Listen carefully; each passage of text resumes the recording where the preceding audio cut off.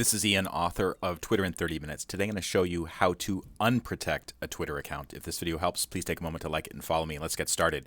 This is my real Twitter account, and you'll see in the lower left corner there's a lock icon. This means the account's protected. I'm going to show you how to unprotect it using the browser-based version of twitter.com. So load up your profile or go to your home feed, click on More, then select Settings and Support.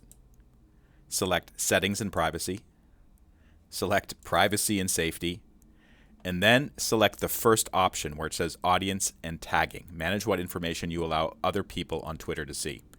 Now, you shall see that my account is currently protected.